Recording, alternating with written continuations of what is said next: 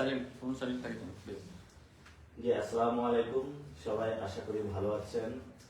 দীর্ঘ অনেক যুদ্ধের পরে আবার আমরা নতুন একটি যাত্রা শুরু করতে যাচ্ছি। যে নামটি আমরা আজকে দিয়েছি সেটা হলো লড়াইটা দ্বিগুণ হবে। আপনারা জানেন যে বাংলাদেশের সন্ত্রাস, চাঁদাবাজি এবং দুর্নীতি ব্যাপক হারে বেড়েছে, যেটার বিরুদ্ধে আমাদের নতুন প্রজন্ম লড়াই করে যাচ্ছেন। তো আপনারা গতকালকে আমরা সারাদিনে কি হয়েছে সেই বিষয়টা আমি আপনাদেরকে আপডেট দিতে পারি নাই, যার জন্য আজকে লাইভে আসা। আমরা গতকালকে ইলেকশন ডেটা সকালবেলা একদম শুরু করেছিলাম। সকালে আমরা পল্টনে সেন্টারে গিয়েছিলাম এবং সেখানে সবকিছু ঠিক পেয়েছিলাম। তারপর আস্তে আস্তে বিভিন্ন যে কেন্দ্রগুলো আছে সেখানে আমরা যাওয়া শুরু করি। আমাদের যে জায়গাটা থেকে সমস্যাগুলো শুরু হয়েছে সেটা হলো মির্জা আব্বাস মহিলা কলেজ। সেখানে আমরা গেলাম, যাওয়ার পরে দেখলাম অনেকগুলো মিডিয়া এবং মিডিয়াগুলোকে একসাথে করে রাখা হয়েছে যে মির্জা আব্বাস সাহেব এখানে আসবেন। এবং পরবর্তীতে আমি সেটা অ্যাভয়েড করে ভিতরে গেলাম। প্রথমে নারীদের সাথে কথা হলো, নারীরা ব্যাপক হারে সেখানে ভোট দানের জন্য উপস্থিত হয়েছিলেন এবং তারা যেটা জানালেন যে তাদের সিরিয়ালটা স্লো করে রাখা হয়েছে, যার জন্য ভিতরে ভোট দিতে তারা দেরি হচ্ছে।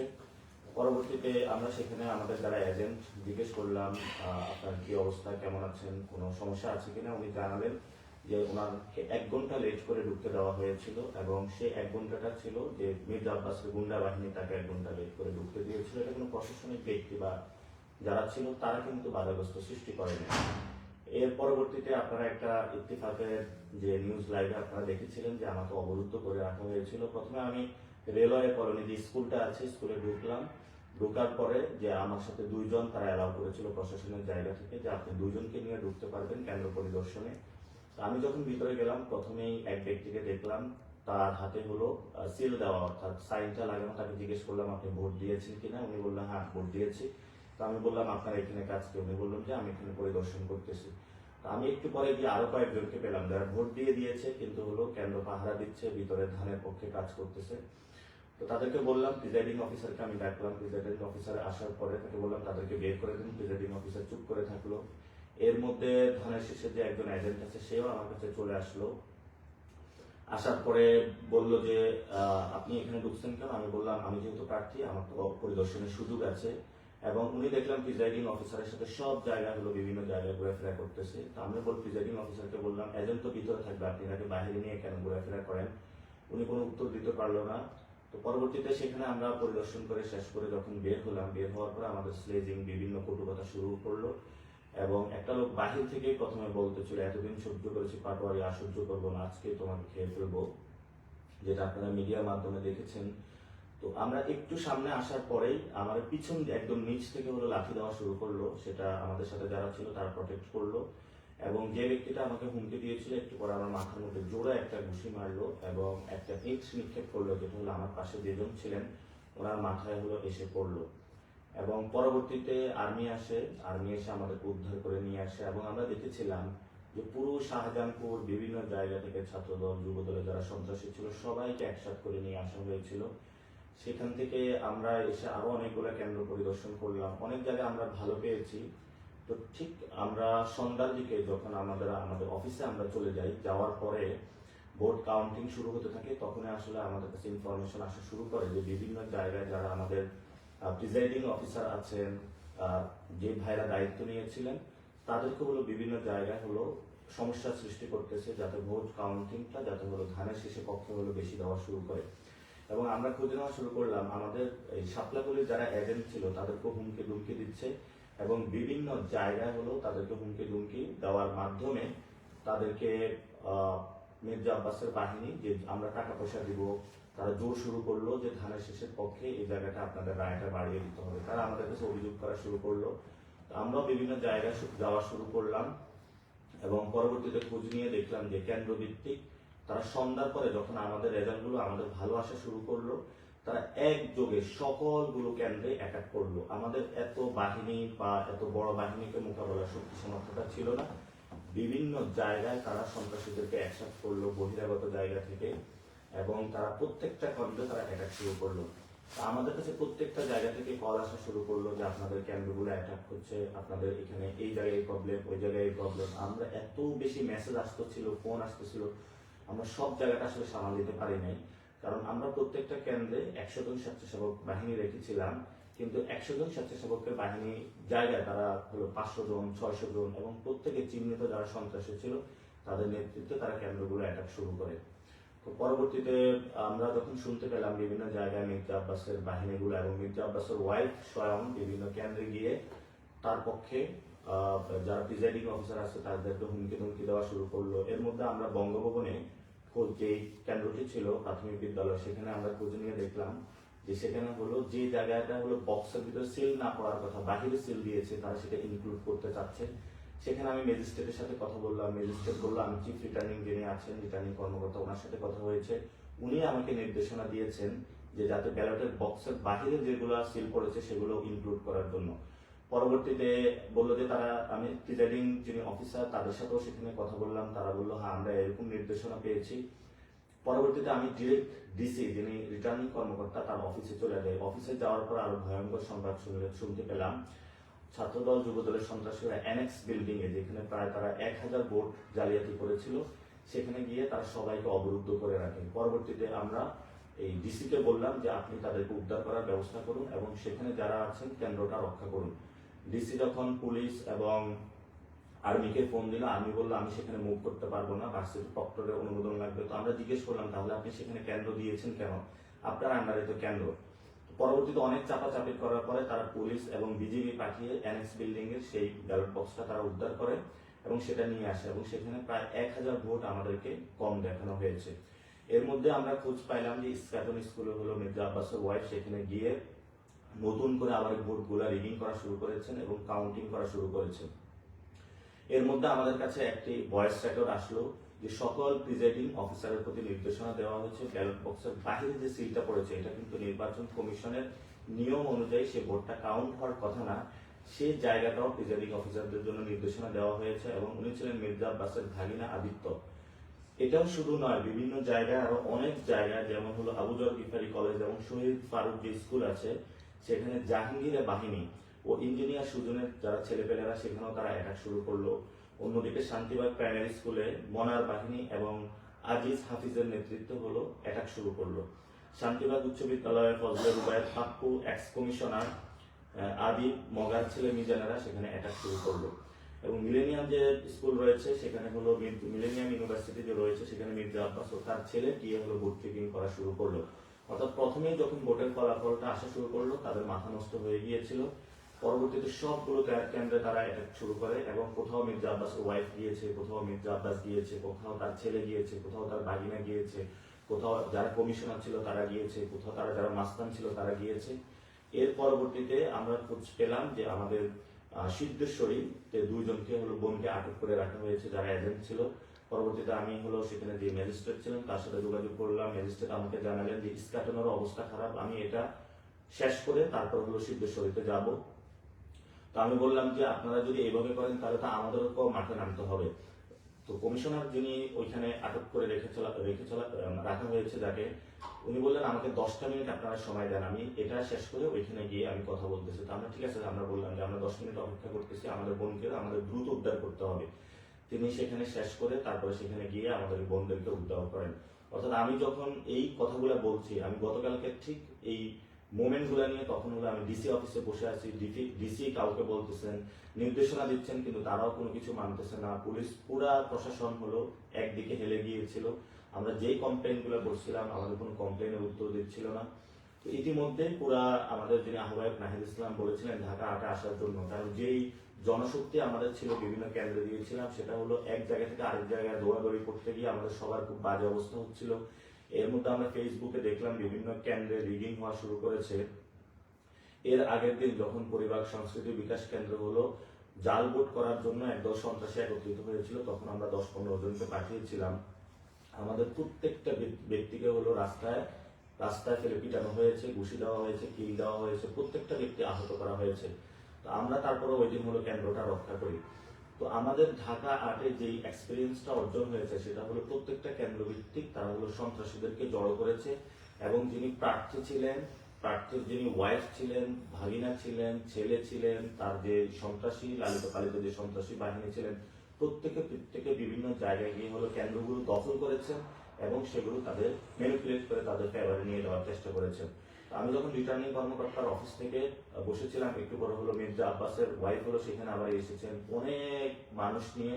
তো আমার কাছে সবাই কল করতেছিল ঢাকা শহরে, আপনারা যারা ভোট দিয়েছেন, যে আমরা কি আসবো কিনা। আমি সবাইকে বলেছি না আসার জন্য, বিকজ দ্যাট ওইখানে বড় ধরনের একটা রক্তারক্তি পরিস্থিতির সৃষ্টি হতো, এবং সেটা আমি চাই না যে একটি শান্তি সুষ্ঠু যে নির্বাচন বাংলাদেশে হতে যাচ্ছিল, যেটা আমরা প্রস্তুতি নিয়ে রেখেছি, যাতে আমরা যে কোনো মূল্যে একটি সুস্থ এবং সুন্দর নির্বাচন যাতে বাংলাদেশের মানুষকে উপহার দিতে পারি, সেটা আমরা কিন্তু নষ্ট করতে চাইনি। এবং ভোট গণনা বিভিন্ন জায়গায় যেটা হচ্ছিল সেটাও আমরা নষ্ট করতে চাইনি।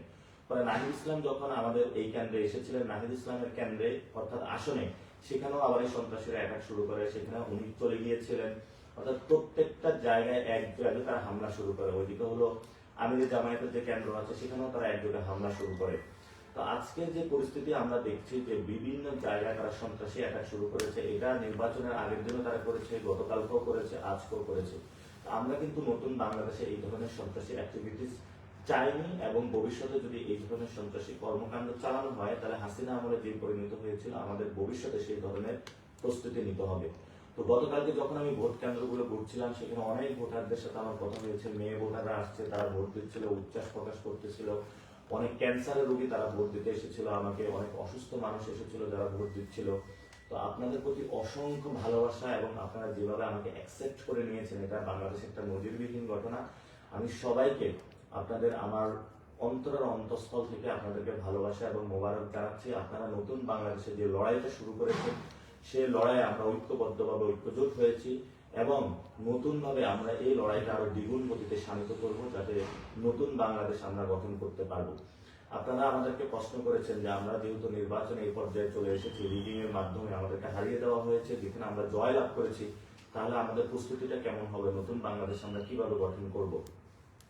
সেখানে আপনাদের একটা বিষয় খুবই আমি স্পেসিফিক স্পষ্ট করতে চাই, সেটা হলো বাংলাদেশের পলিটিক্যাল ফাইন্যান্সিং যে সিস্টেম, অর্থাৎ দলগুলো যেভাবে পলিটিক্যাল ফাইন্যান্সিং করে থাকে, এটা যদি আমরা এই দুর্বৃত্তায়ন যদি ভাঙতে না পারি, তাহলে বাংলাদেশের সুস্থ ধারা রাজনীতি আমরা ফিরিয়ে নিয়ে আসতে পারবো না। অর্থাৎ আপনি গুলিস্তানে চাঁদাবাজি করেন, সেই টাকা আস্তে আস্তে গুলশান পর্যন্ত, অফিস পর্যন্ত চলে যায়, এবং সেই টাকা দিয়ে পুরো বাংলাদেশে বিভিন্ন জায়গায় চাঁদাবাজি, সন্ত্রাসী, মাস্তানির এই টাকাগুলো দিয়ে রাজনৈতিক দলগুলো পরিচালিত হয়ে থাকে। এই পরিচালনা যদি হয়ে থাকে, তাহলে ভবিষ্যৎ বাংলাদেশে সেই গুন্ডা মাস্তানদের রাজনীতিটা এস্টাবলিশড হবে। আজকেও আমার বাসার সামনে বিএনপি যারা ছিল তারা ঘোরাফেরা করেছে, অর্থাৎ টাকা দিয়ে তাদেরকে লালন পালন করা হয়। এবং গতকালকে আমাদের রমনাতে 2 জনকে আহত করা হয়েছে, আজকেও 2 জনকে আহত করা হয়েছে। যারা এখানে আমাদের ক্যাম্পেইনে যুক্ত হয়েছিলেন তাদেরকে দোকান থেকে তুলে নেওয়া হচ্ছে, এবং গিয়ে বলা হচ্ছে যে আমাদের 10 লাখ টাকা দাও, তাহলে আমাদের ছেলেদেরকে নিবৃত্ত করা হবে, তোমার দোকানে ভাঙচুর করা হবে না, আদারওয়াইজ তোমার দোকান ভাঙচুর করে আমরা শেষ করে দিব। আমরা এই পরিস্থিতির মধ্য দিয়ে যাচ্ছি। আজকে আমাদের সদস্য সচিব আখতার হোসেনের ওইখানে হামলা হয়েছে, সার্জিসের এখানে হামলা হয়েছে, বিভিন্ন জায়গায় হামলা হচ্ছে। তো হামলা মামলার মধ্য দিয়ে আমরা চলছি। হাসিনা আমলে আমাদের এই অবস্থার মধ্য দিয়ে গিয়েছিলাম, এখন তারেক রহমানের যে বাংলাদেশ, সেখানেও আমরা এই পরিস্থিতির মধ্য দিয়ে যাচ্ছি। তো নতুন বাংলাদেশে যেটা আমরা বলতে চাচ্ছি, যে আমরা লড়াইটা দ্বিগুণ করবো। নাসিরউদ্দিন যেভাবে আপনাদের দোকানে গিয়ে চা খেয়েছেন, আপনাদের বাসায় গিয়েছেন, আপনাদের সাথে ক্যাম্পেইন করেছেন, আলোচনা করেছেন, নতুন বাংলাদেশে গঠনের স্বপ্নগুলো বলেছেন, ঠিক তেমনি ভাবে আপনারা আমাকে সেভাবে পাবেন। মসজিদগুলোতে নামাজে পাবেন, মা বোনদের সাথে আড্ডায় পাবেন, এবং রাস্তার পাশে যে দোকানে চায়ের টেবিল, সে চায়ের টেবিলে আড্ডায় পাবেন, যেখানে আমরা নতুন বাংলাদেশের স্বপ্নগুলো বুনবো। এবং ঢাকা 8-এ আমি বলেছিলাম যে চাঁদাবাজ, সন্ত্রাস এবং দুর্নীতির বিরুদ্ধে আমাদের লড়াইটা চলবে। ইনশাআল্লাহ আমাদের লড়াইটা চলবে, আমাদের লড়াই কোনোভাবেই বন্ধ করা যাবে না। আপনারা সবাই যে যার জায়গা থেকে মোবাইলগুলো প্রস্তুত রাখবেন। যদি কোনো ভাইকে আহত করা হয় বা কোনো আনইউজুয়াল আপনারা অ্যাক্টিভিটিস গুলো দেখেন, সেই অ্যাক্টিভিটিস গুলোর বিরুদ্ধে আপনারা সেখানে প্রতিবাদ জারি রাখবেন। কিন্তু আমার যে একটা এক্সপিরিয়েন্স, ইনকিলাব মঞ্চ যখন আন্দোলন ডাক দিয়েছিল, সেখানে শেষ দিন আমি রাজু ভাস্কর্যে সবাইকে নিয়ে বসেছিলাম, কারণ আমাদের যেই জনশক্তি ছিল সেটা দিয়ে যদি পুলিশের সাথে আমরা সেখানে মারামারিতে যেতাম, এটা কিন্তু আমাদের ঠিক হতো না। কারণ পুলিশ খুবই ব্রুটাল ওয়েতে আমাদের উপরে অ্যাটাক করেছিল, এবং সবাইকে আমি তখন যারা বিভিন্ন জায়গায় আটকে গিয়েছিল সবাইকে নিরাপদ করে বাড়িতে পাঠিয়ে দেওয়া হয়েছিল। আমি ইনকিলাব মঞ্চের জাবেরের সাথে কথা বলেছিলাম, জুমার সাথে কথা বলেছিলাম, তারা যে দিক নির্দেশনা দিয়েছিল সেটাই আমরা পালন করেছিলাম। তো গতকালকে যদি সবাই আমরা ফিল্ডে আসতাম, সেই ধরনের একটি রক্তক্ষয়ী সংঘর্ষ বাংলাদেশের অভ্যুদয় ঘটতো, যেটা আমি কখনোই চাইনি। কারণ আমরা যারা তরুণরা রয়েছে, আমরা নতুন একটি বাংলাদেশ চাই, যে বাংলাদেশে আমরা কোনো সন্ত্রাসী, রক্তপাত, হানাহানি, রাহাজানি আমরা চাই না। এখানে আমরা সুন্দরভাবে বসবাস করতে চাই, প্রত্যেকের নিরাপত্তা দিতে চাই, প্রত্যেকের সাথে ভালোবাসার সহিত বসবাস করতে চাই। তো আমরা ঢাকা আর্টে যে বিষয়টি করব সেটা হলো আমাদের যে 8 দফা ইস্তেহার দেওয়া হয়েছে শহীদ ওসমান হাদি ভাইয়ের হত্যার বিচার, সেই বিচার নিয়ে আমরা মাঠে অ্যাক্টিভিটি চালাবো এবং আমরা ভোকাল থাকবো। আপনারা দেখেছিলেন যখন ইনকিলাব মঞ্চ মাঠে নেমেছিল তখন বলা হয়েছিল যে ইলেকশন বানচাল করার জন্য। এখন তো ইলেকশন হয়েছে, তাহলে এখন কেন শহীদ ওসমান হাদি ভাইয়ের হত্যাকাণ্ডের বিচার নিয়ে কথা বলছে না তারা? আমি তারেক রহমানের প্রতি অনুরোধ জানাবো, আপনি যেই প্রথম যে ভাষণটা দিবেন সেই ভাষণে অবশ্যই শহীদ ওসমান হাদি ভাইয়ের হত্যাকাণ্ডের বিচারের নিয়ে আপনার প্রতিশ্রুতি থাকতে হবে। সাথে সাথে বাংলাদেশের সন্ত্রাস, চাঁদাবাজি, দখলদারিত্ব, মাস্তানির যে রাজনীতি চলছে সেটার বিরুদ্ধে স্টেটমেন্ট থাকতে হবে। কারণ আপনি বলেছিলেন আপনি নতুন বাংলাদেশ গঠন করতে চান। আপনারা জানেন যে আমাদের ঢাকা মেডিকেল থেকে বিভিন্ন জায়গায় স্বাস্থ্য ব্যবস্থা ভেঙে পড়েছে, যার কারণে আমাদের ইন্ডিয়াতে যেতে হয়। তো সেই জায়গায় যদি আমরা নতুনভাবে বাংলাদেশের স্বাস্থ্য ব্যবস্থা গড়ে তুলতে পারি তাহলে হয়তো বা বিদেশি যারা দেশগুলো রয়েছে সেখানে আমাদের শরণাপন্ন হতে হবে না। আপনারা জানেন অনেক আমাদের আহত ভাই হয়েছিল যাদেরকে আমরা বাংলাদেশে চিকিৎসা দিতে পারি না, বিদেশে পাঠাতে হয়েছিল। তো বাংলাদেশে যদি চিকিৎসা ব্যবস্থা উন্নত থাকতো অনেক ভাইকে আমরা রক্ষা করতে পারতাম। আমরা সেখানে শিক্ষার কথা বলেছি, যেখানে বিকারুন্নেসা, সিদ্ধেশ্বরী, বিভিন্ন স্কুল কলেজগুলোতে শিক্ষা বাণিজ্য হয়, সেই ভর্তি বাণিজ্য আমরা বন্ধ করার কথা বলেছি। আমাদের সেই লড়াইগুলো চলমান থাকে, যেখানে ভর্তি বাণিজ্য হবে সেখানে আমরা যাব, যেখানে সন্ত্রাস হবে সেখানে আমরা যাব, দখলদারিত্ব, চাঁদাবাজি হবে সেখানে আমরা যাব এবং আমাদের প্রতিবাদগুলো জারি রাখবো। আমরা প্রতিবাদ থেকে এক চুলো ইনশাআল্লাহ সরব না, কারণ এই নাসিরউদ্দিন পাটোয়ারি যতদিন জীবিত থাকবে ততদিন দ্বিগুণ শক্তিতে চাঁদাবাজি, সন্ত্রাস এবং দখলদারিত্বের বিরুদ্ধে তার লড়াইটা চালিয়ে যাবে। সবাই আপনারা পাশে থাকবেন। যদি সবাই পাশে থাকেন, আমরা সবাই একসাথে ঐক্যবদ্ধভাবে নতুন বাংলাদেশ গঠন করতে পারি, তাহলে ভারতীয় আধিপত্যবাদ থেকে আমরা মুক্তি পাবো এবং আমাদের যারা নারী সমাজ রয়েছে তাদের জন্য নতুন একটি বাংলাদেশ গঠন করতে পারবো, আলেম ওলামাদের জন্য একটি নতুন বাংলাদেশ গঠন করতে পারবো। আপনারা জানেন যে বাংলাদেশের অর্থনৈতিক কাঠামো ভেঙে পড়েছে, পণ্যের দাম বেড়ে গিয়েছে, সামনে রমজান আসছে। এই রমজানে তারেক রহমান এবং যারা সরকার গঠন করবে তাদেরকে অবশ্যই এটা প্রতিশ্রুতি দিতে হবে বাংলাদেশের সামনে যে এই রমজানে কোনো ধরনের সিন্ডিকেট তারা রাখবে না। যদি সেই আবার পুরাতন সিন্ডিকেট গুলো তারা ফিরিয়ে আনার চেষ্টা করে তাহলে আমরা শক্ত হাতে এর প্রতিবাদ করবো ইনশাআল্লাহ। আমাকে অনেক ধরনের হুমকি ধামকি দেওয়া হচ্ছে এবং আমার বাসার পিছনে পাশে সব জায়গায় তারা লোক নিয়োজিত করে রেখেছে, বিভিন্ন যে আন্ডারগ্রাউন্ড সন্ত্রাসী তাদেরকে তারা অ্যাক্টিভ করেছে। এবং আপনারা আজকে দেখেছেন, আমি গতকালকে বলেছিলাম লাঙ্গল এবং ধান একাকার হয়ে গিয়েছে এবং লাঙ্গলের মধ্য দিয়ে আওয়ামী লীগ আসতেছে, আওয়ামী লীগের মধ্য দিয়ে ভারত বাংলাদেশে আবার তার সেই যে অ্যাগ্রেসিভ অ্যাটাক সেটা শুরু করবে। তো আজকে আপনারা দেখেছেন আওয়ামী লীগের একটি কেন্দ্র উদ্বোধন করা হয়েছে, অফিস উদ্বোধন করা হয়েছে, অর্থাৎ তাদের সাথে একটা চুক্তি হয়েছিল, প্রিয় আওয়ামী লীগ তোমরা আমাদেরকে ভোট দিবা এবং ভোটের মধ্য দিয়ে তোমাদের সকল যে অফিসগুলো রয়েছে আমরা খুলে দিব। আমরা বাংলাদেশে বেঁচে থাকতে একটা আহ্বান জানাচ্ছি, বাংলাদেশে আমরা যতদিন থাকবো ততদিন আওয়ামী লীগের বিচার হওয়া পর্যন্ত, বিচার যে রায় দিবে অর্থাৎ জনগণের মধ্যে তাদের যে রায় আসবে সে রায় বাস্তবায়িত হওয়া পর্যন্ত তাদের কোনো অফিস তারা খুলতে পারবে। এবং আওয়ামী লীগের যে আমরা যারা শহীদ হয়েছিল, আহত হয়েছিল, তাদের হত্যাকাণ্ডের বিচার হওয়ার পরে আওয়ামী লীগের বিষয়ে বাংলাদেশের মানুষ সিদ্ধান্ত নিব। এবং আপনারা জানেন যে সংস্কার প্রক্রিয়া হাবুট যেটা এসেছে সেটাতে বাংলাদেশে জয়ী হয়েছে এবং জনগণ অভূতপূর্ব সাড়া দিয়েছে। কিন্তু আমরা শুনতে পাচ্ছি 200 এর বেশি আসন পাওয়ার কারণে বিএনপি এই বিষয়টা বানচাল করার চেষ্টা করবে। আমরা সেই জায়গায় এই দলকে বলবো বানচাল করার চেষ্টা করবেন না, কারণ হাসিনা আমলে আমরা দেখেছিলাম তারা যখন জনগণের বিরুদ্ধে গিয়েছিল তাদের অনেক বড় রাজত্ব ছিল, সেই রাজত্বগুলো খান খান হয়ে গিয়েছিল। তো আপনারা যতই বড় রাজত্বের স্বপ্ন দেখেন না কেন, এই স্বপ্নগুলা ঘুমের মধ্যেই দেখেন। বাংলাদেশে এই রাজত্ব ভাঙতে বেশি দিন সময় লাগবে না বাংলাদেশের মানুষের। আমি পুরো বাংলাদেশের মানুষকে ঐক্যবদ্ধ হওয়ার আহ্বান জানাচ্ছি, বিশেষত প্রিয় জেনজি এবং যারা তরুণ প্রজন্ম। আমরা জানি আপনারা দুর্নীতির বিরুদ্ধে আছেন, সন্ত্রাসের বিরুদ্ধে আছেন, চাঁদাবাজের বিরুদ্ধে আছেন, দখলদারিত্বের বিরুদ্ধে আছেন। এই লড়াইটা আমাদের থামানো যাবে না, এই লড়াইটা আমাদের কারো একার না, এই লড়াইটা আমাদের সবার। এবং আমরা জানি আমাদের যারা সিনিয়র সিটিজেন রয়েছেন তারা এস্টাবলিশমেন্টের অংশের মধ্যে রয়েছেন।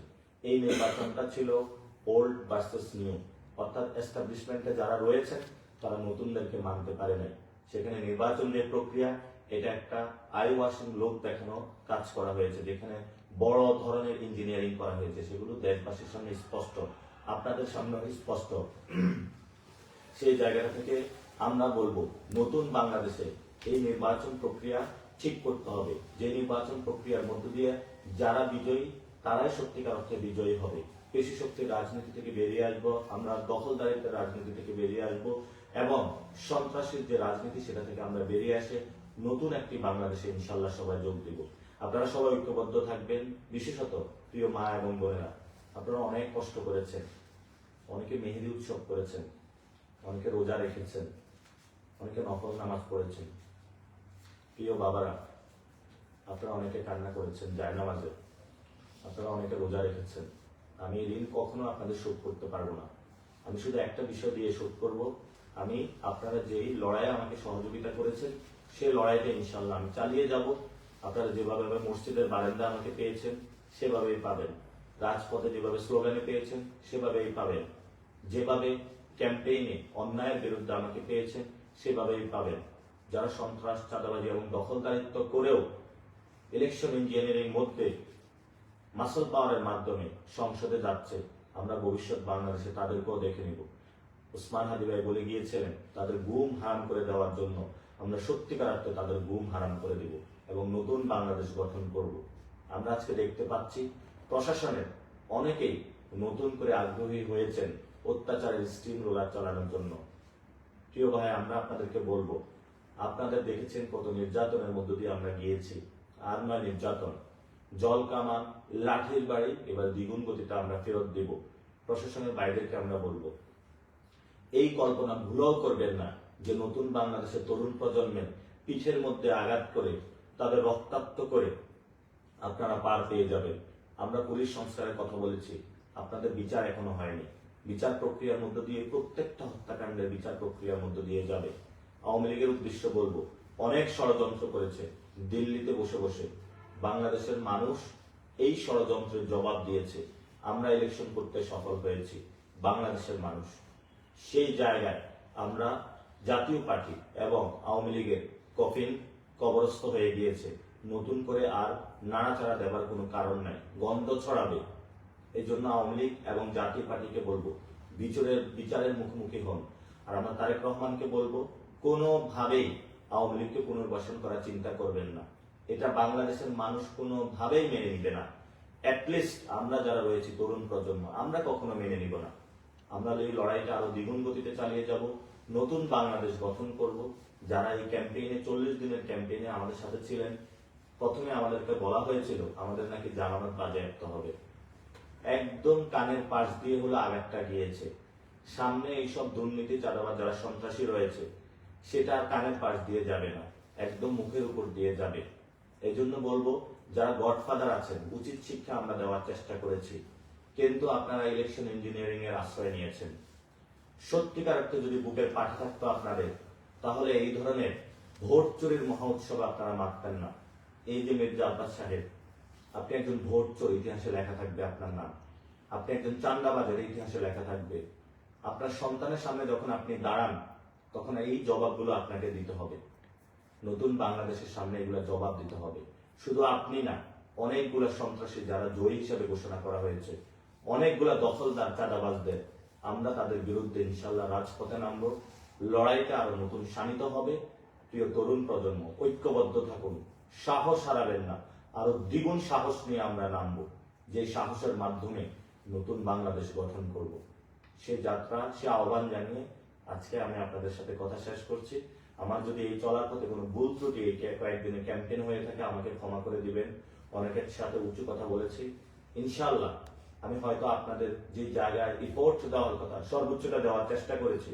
ভবিষ্যতে আরো দিব এবং আমরা ইনশাআল্লাহ আগামী ইলেকশনে আরো নতুন শক্তিতে আবির্ভূত হব।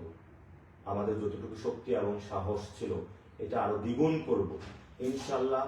ঢাকাতে আমরা জনগণের বানাবো, জনতারই শাসন চলবে।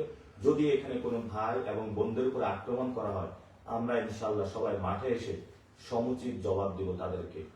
1 সেকেন্ডের জন্য ইনশাআল্লাহ আমরা বসে থাকবো না। আমাদের কোনো একজন কর্মী, ঢাকা আটের কোনো একটি ভোটারের উপর যদি কেউ আঁচড় বসাতে চায়, আমরা কিন্তু বসে থাকবো না। আমরা সবাই ঐক্যবদ্ধভাবে নতুন ভাবে আবার মাঠে নামবো।